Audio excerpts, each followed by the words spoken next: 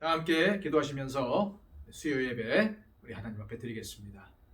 하나님 참으로 감사드립니다. 오늘도 예배로 하루를 시작해서 이 저녁 예배까지 하나님 앞에 예배로 있게 하여 주심을 감사드립니다. 오늘도 저희들 하나님 앞에서 살았습니다. 하나님을 내 앞에 모시며 내가 하나님 편에 서서 믿음의 삶을 살았습니다. 그러나 하나님, 나의 삶을 되돌아보건대 너무나도 아쉬운 점도 많았고 또한 주님 앞에 엎드려야 할 문제도 많았음을 고백드립니다. 주님, 우리의 삶을 주님께서 붙잡아 주시고 인도해 주셨지만 오늘도 불순종하며 하나님께 거역한 적이 있었음을 고백드립니다. 주님, 용서하여 주시고 오늘 우리가 이 예배 드릴 때에 주님께서 이 예배를 받아주시며 우리의 심령 가운데 다시금 하나님이 주시는 기쁨과 평안이 늘 이 마음속에 자리 잡게 하여 주시옵소서. 오늘도 이 예배로 주님께 나가오니 주님, 우리의 자리에 오셔서 좌정하여 주시고 우리가 드리는 이 예배를 통해서 우리 가운데 다시금 예배의 역사가 불타오를 수 있도록 인도하여 주시옵소서. 이 예배의 시종을 주님께 의탁하오며 우리 주님 예수 그리스도의 이름으로 기도하옵나이다. 아멘. 다 함께 찬송가 390장 찬양 드립니다.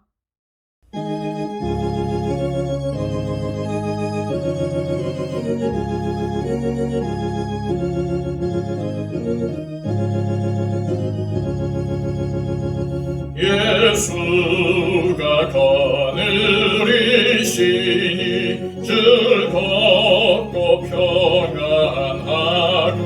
평안하구나. 주야의 자고 깨는 곳 예수가 거느리시네. 주말 항상 돌보시고 날 친히 거느리시네. 주날 항상 돌보시고 날 친히 거느리시네. 때때로 괴로움 당하면 때때로 기쁨 누리네. 풍파 중에 지키시고 평안히 인도하시네. 주날 항상 돌보시고 날 친히 거느리시네. 주날 항상 돌보시고 날 친히 거느리시네. 내 주의 손을 붙잡고 천국에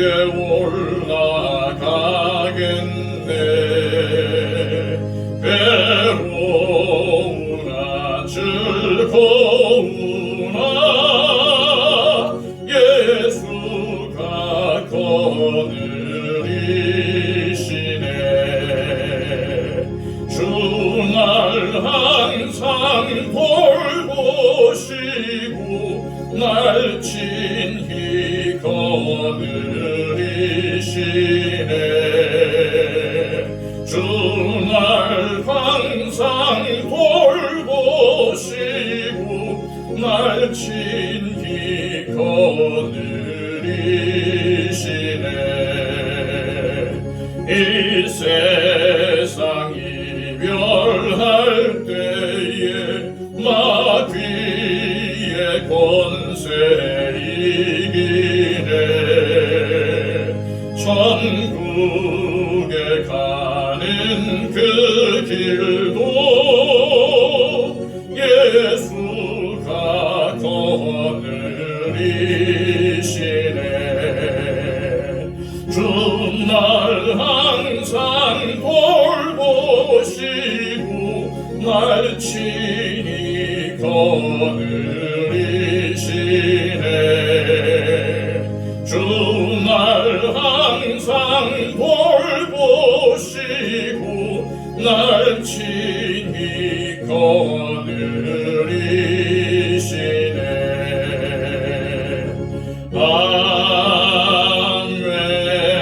아멘. 찬송 하나 더 하겠습니다. 찬송가 461장입니다.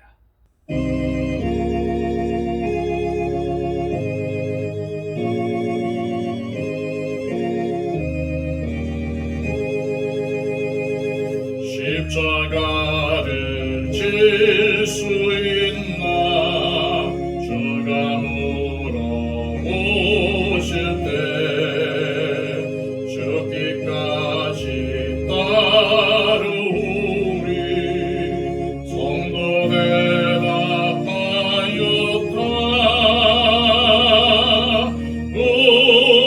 우리의 심령 주의 것이니 주님의 형상 만드소서. 주 인도 따라 살아갈 동안 사랑과 충성을 바치오리다. 너는 기억하고 있나 구원받은 강도를. 그가 회개하였을 때 낙원 허락받았다. 우리의 심령 주의 것이니 주님의 형상 만드소서. 주 인도 따라 살아갈 동안 사랑과 충성을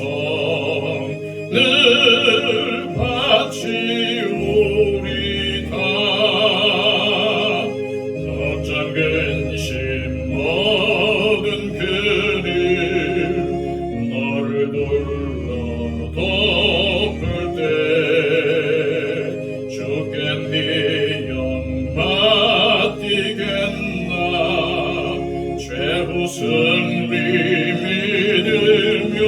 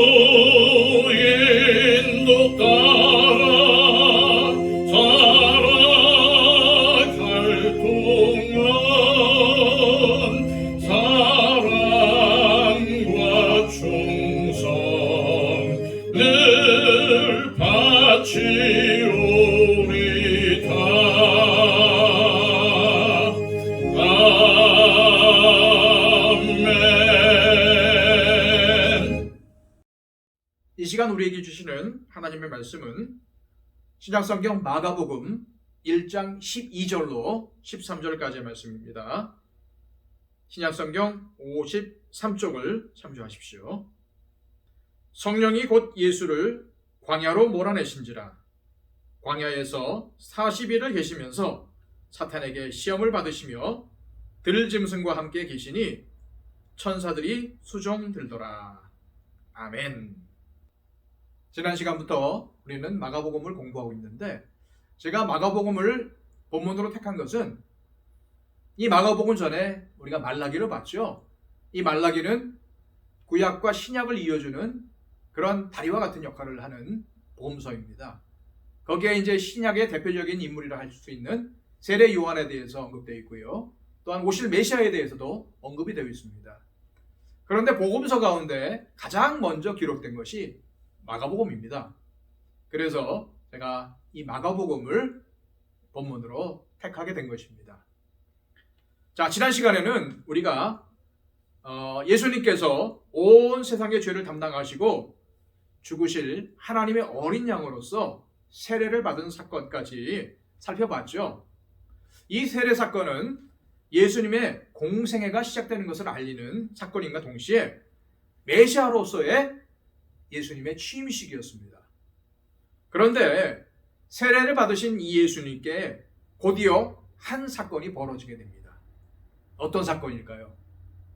자, 본문 12절 말씀입니다. 성령이 곧 예수를 광야로 몰아내신지라. 세례를 받으신 예수님께서는 성령이 충만하셨어요. 이러한 예수님을 하나님의 영이신 성령님께서 광야로 몰아내십니다. 세례를 베풀어 주었던 요한과 그의 제자들과의 교제를 허락하지 않으시고 막바로 광야로 내모신 것이죠. 먹을 양식도 없고 마실 물도 없는 척박하고 황량한 그곳에서 예수님은 40일간 금식하며 지내셨습니다. 이렇게 하신 이유가 무엇일까요? 우리는 이 사건을 통해서 놀라운 사실을 하나 발견할 수 있습니다. 사탄이 먼저 예수님을 유혹해서 시험한 것이 아니라는 겁니다.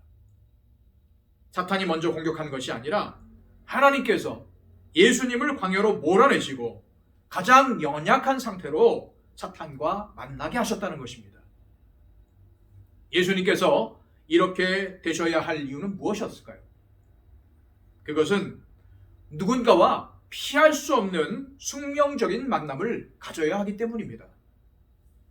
예수님은 죄악에 빠져 있는 온 인류를 구원할 목적을 가지시고 이 땅에 인간의 육신을 입으신 완전한 사람으로 오셨습니다.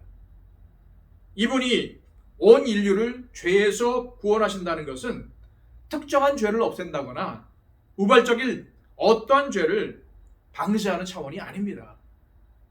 그것은 죄의 근원을 제거하는 것이었습니다. 모든 죄의 출발점이요, 죄악의 우두머리를 제압하여 죄를 없애는 것입니다. 우리 예수님은 지금 광야에서 이 죄악의 우두머리를 만나 그를 제압하시기 위해서 40일간을 금식하면서 기다리신 것입니다.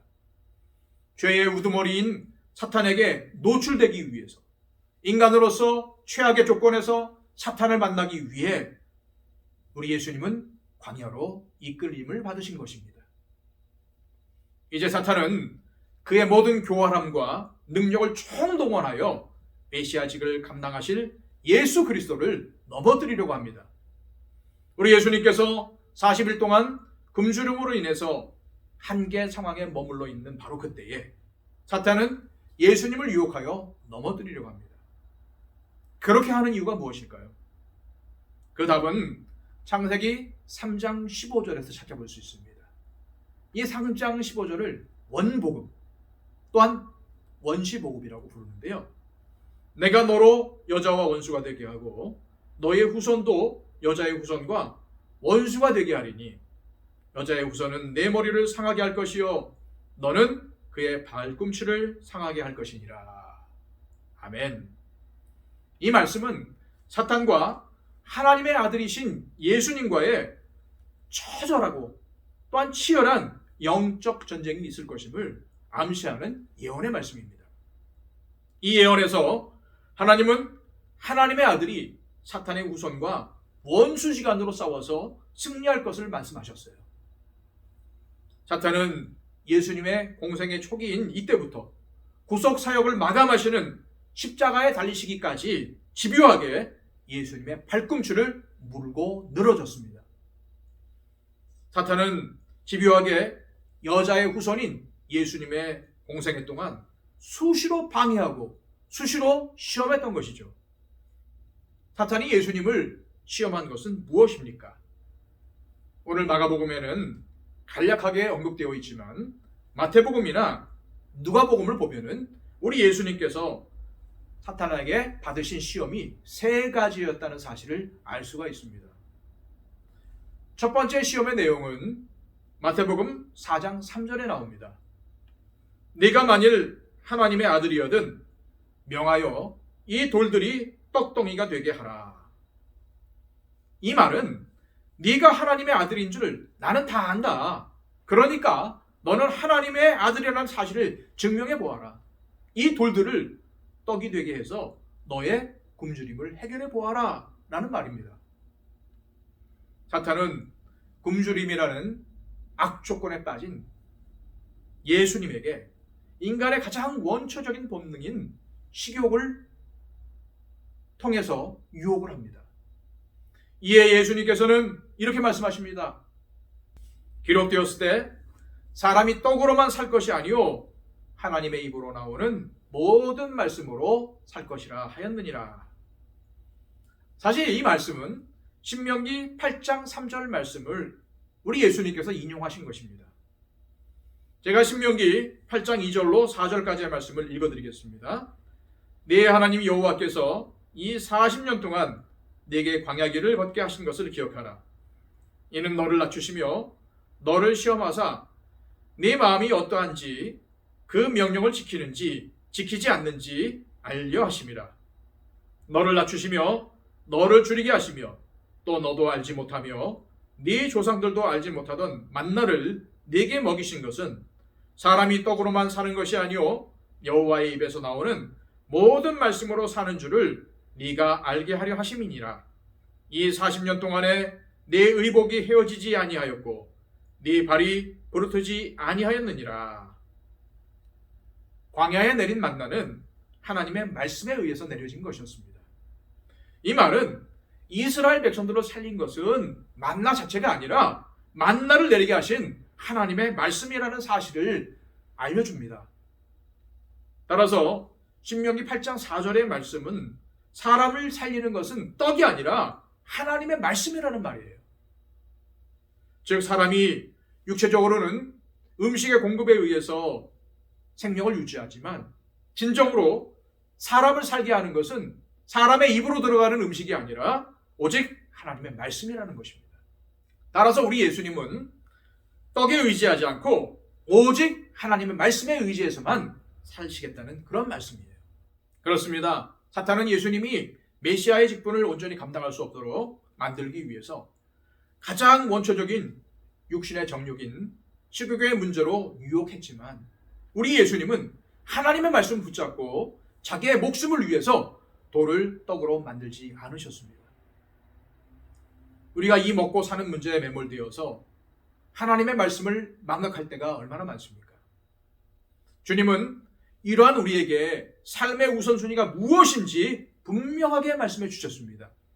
마태복음 6장 33절 말씀입니다. 그런즉 너희는 먼저 그의 나라와 그의 의의를 구하라. 그리하면 이 모든 것을 너희에게 더하시리라. 우리가 먼저 구해야 하는 것은 먹고 사는 일이 아니라 하나님의 나라, 즉 내가 하나님의 말씀에 순종하여 내가 있는 곳에 하나님의 나라가 이루어지도록 구해야 하며 동시에 하나님의 의, 즉 내가 하나님의 말씀에 순종함으로 하나님의 뜻이 나를 통해서 이루어지도록 하는 것에 우선순위를 두라는 것입니다. 우리가 그렇게 할 때에 하나님은 이 모든 것, 즉 우리의 먹고 사는 문제를 비롯해서 우리의 모든 필요를 채워주시겠다는 말씀입니다. 저와 여러분들에게 이러한 은혜가 임하기를 소망합니다. 두 번째 시험의 내용은 마태복음 4장 5절로 6절까지의 말씀에 나옵니다. 이에 마귀가 예수를 거룩한 성으로 데려다가 성전 꼭대기에 세우고 이르되 네가 만일 하나님의 아들이거든 뛰어내리라. 기록되었을 때 그가 너를 위하여 그의 사자들을 명하시리니 그들이 손으로 너를 받들어 발이 돌에 부딪히지 않게 하리로다 하였느니라. 사탄은 예수님을 거룩한 성전 꼭대기로 데려갑니다. 그리고는 이렇게 말하죠. 내가 만일 하나님의 아들이면 이 성전 꼭대기에서 뛰어내려라. 그러면 하나님께서 천사들을 명해서 네가 다치지 않도록 하지 않겠느냐. 사실 여기에는 사탄의 교활하고도 치밀한 계략이 숨겨져 있습니다. 마태복음 4장 6절은 사탄이 시편 91편을 인용한 것입니다. 예수님이 성경을 인용해서 사탄의 유혹을 막아내자 사탄 역시도 성경을 인용해서 예수님을 유혹하는 것이죠. 시편 91편은 대표적인 메시아시로 메시아가 이 땅에 오셔서 능히 이루실 능력을 예언하신 말씀입니다. 사탄은 이 예언의 말씀을 교묘하게 이용하여서 메시아이신 예수님에게 적용하여 시험합니다.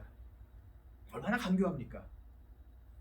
사탄이 한 이 말 속에는 예수님으로 하여금 하나님께 대한 불신을 갖도록 하려는 깊은 계략이 숨겨져 있습니다. 이 말을 보면 이렇게 됩니다. 만일 네가 성전 꼭대기여서 뛰어내린다면 하나님이 천사를 명해 너를 받아서 발이 바위에 부딪히지 않도록 하시겠다고 말씀하셨다. 이 말씀이 네게 대한 예언의 말씀이 맞다면, 네가 정말 그 말씀을 믿는다면 한번 뛰어내려 봐라. 그러면 하나님의 말씀이 사실인지 아닌지 알게 될 것이 아니겠느냐. 앞에 첫 번째 유혹이 육신의 정욕인 식욕에 대한 시험이었다면 이 두 번째 유혹은 명예욕에 대한 시험입니다. 사람들이 많이 모인 성전에서 놀라운 이적을 만들어서 세상 사람들로부터 존경과 명예를 한번 얻어보라는 거예요. 이기적인 야망을 부추기는 유혹이었습니다. 이에 예수님은 다시 하나님의 말씀을 인용하여서 이렇게 말씀하셨습니다. 마태복음 4장 7절 말씀입니다. 예수께서 이르시되 또 기록되었으되 주 너의 하나님을 시험하지 말라 하였느니라. 아멘. 예수님의 이 대답은 이스라엘 백성들이 광야 생활 동안 하나님을 시험하다가 실패한 교훈을 지적하시며 답하신 말씀입니다. 신명기 6장 16절로 18절까지 말씀입니다. 너희가 마사에서 시험한 것과 같이 너희의 하나님 여호와를 시험하지 말고 너희의 하나님 여호와께서 너희에게 명하신 명령과 증거와 규례를 삼가 지키며 여호와께서 보시기에 정직하고 선량한 일을 행하라. 또 출애굽기 17장 2절과 7절 말씀입니다. 백성이 모세와 다투어 이르되 우리에게 물을 주어 마시게 하라. 모세가 이르되 너희가 어찌하여 나와 다투느냐? 너희가 어찌하여 여호와를 시험하느냐? 그가 그곳 이름을 마사 또는 무리바라 불렀으니 이는 이스라엘 자손이 다투었으며 또는 그들이 여호와를 시험하여 이르기를 여호와께서 우리 중에 계신가 안 계신가 하였음이었더라. 그렇습니다. 우리가 늘 범하기 쉬운 실수 중 하나가 바로 하나님의 말씀을 의심하는 것입니다. 그런데 오늘 말씀을 통해서 무엇을 알게 되었습니까? 하나님의 말씀을 의심하는 것은 바로 하나님을 시험하는 것이라는 사실을 분명히 우리는 알게 되었습니다. 예수님은 단호하게 이러한 사탄의 유혹을 물리치셨어요.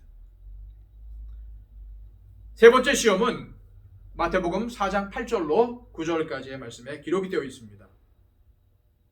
마귀가 또 그를 데리고 지극히 높은 산으로 가서 천하만국과 그 영광을 보여 이르되 만일 내게 엎드려 경배하면 이 모든 것을 내게 주리라. 이제 사탄은 최후의 발악을 하며 마지막 일절을 걸어옵니다. 사탄은 예수님을 높은 산 꼭대기로 데리고 갑니다. 그리고 예수님께 천하만국을 다 보여주면서 이렇게 유혹을 하죠. 내가 만일 내게 경배하면 이 모든 것을 내게 주리라. 이 세 번째 유혹에서 사탄은 앞에 두 개의 유혹과는 달리 네가 하나님의 아들이라면 이란 말도 없이 단도직입적으로 예수님을 유혹하고 있습니다. 이것은 무엇을 의미할까요? 앞에 두 개의 유혹과 비교해서 볼 때 가장 강력한 유혹이라는 것입니다. 우리는 예수님 정도면 이 정도의 시험쯤은 당연히 이기실 수 있지라고 막연하게 생각할 수 있겠지만 사실 이 세 번째 시험은 예수님에게는 대단히 견디기 힘든 유혹이었습니다. 사탄은 예수님께서 진정으로 이루시고자 하는 것이 무엇이고 또 그것이 어떠한 과정을 통해서 이루어진다는 것을 다 알고 있었습니다. 그래서 이러한 방법으로 유혹한 것입니다. 여러분, 예수님은 이 땅에 왕으로 오셨어요. 그렇지만 동시에 이 땅에 사는 모든 백성들의 죗값을 대신 받으시기 위해서 오셨습니다. 그런 이유로 예수님이 이 땅에서 걸어가야 하는 길은 절대로 쉬운 길이 아니었습니다. 고난의 길이었습니다. 죽음의 길이었습니다. 모든 생애 동안 온갖 고난과 멸시를 받으셔야 했고 십자가에서 돌아가시는 순간까지 고난과 저주를 한 몸에 받으셔야만 했습니다. 예수님은 이러한 과정을 거쳐서 온 땅의 백성들을 구원하시는 진정한 왕의 자리로 올라가신 것입니다. 그런데 사탄은 지금 그 자리를 쉽게 갈 수 있다고 유혹하는 것입니다. 힘들게 고통받지 말고 단 한 번 자신 앞에 엎드려 경배만 하면 평생을 통해서 힘들게 얻어야만 하는 그 자리까지 단숨에 올라갈 수 있게 해주겠다고 유혹하고 있는 거예요. 그러나 우리 예수님 단호하셨습니다. 이번에는 예수님께서 사탄에게 마지막 일격을 가하십니다. 마태복음 4장 10절 말씀입니다. 이에 예수께서 말씀하시되 사탄아 물러가라. 기록되었으되 주 너의 하나님께 경배하고 다만 그를 섬기라 하였느니라. 우리 예수님께서는 사탄을 향하여서 사탄아 물러가라 라고 말씀하셨어요. 이어서 예수님은 신명기 6장 13절 말씀을 인용해서 주 너의 하나님께 경배하고 다만 그를 섬기라 하였느니라 라고 말씀하셨습니다. 예수님의 이 말씀 속에는 예수님은 사탄이 제시하는 방법과 같은 쉬운 길로 가지 않으시고 힘들고 고통스럽고 어렵더라도 하나님께서 정해놓으신 바로 그 길을 통해서만 가시겠다는 우리 예수님의 결단이 담겨져 있습니다. 예수님은 당신이 걸어가야 할 메시아의 길과 직무가 무엇인지를 잘 아셨습니다. 그 길은 예수님 자신이 하나님의 말씀과 뜻에 철저히 순복하고 모든 고난과 죽음을 기쁘게 받아들여야만 갈 수 있는 길이었습니다. 그렇기에 예수님은 사탄의 유혹을 단호하게 물리칠 수 있었던 것입니다. 사탄의 모든 시험이 끝나자 천사들이 나와서 우리 예수님을 수종 들었습니다. 천사들이 나와서 수종을 들었다는 것은 온 세상의 구세주로서 모든 백성을 죄에서 구원해 주실 이 구원 사역의 시작이 승리로 끝났음을 의미하고 또한 앞으로 모든 사탄과의 영적 전쟁에서 반드시 승리하실 것이고 계속해서 하나님의 영이신 성령께서 함께 하실 것이라는 사실을 보여주는 것입니다. 우리 예수님은 성령에게 이끌려 광야에서 40일간 금식을 하셨습니다. 하필이면 왜 40일일까요? 이것은 이스라엘 백성들이 출애굽한 이후 광야에서 40년 동안 유리방황한 이유와 밀접한 관련이 있습니다.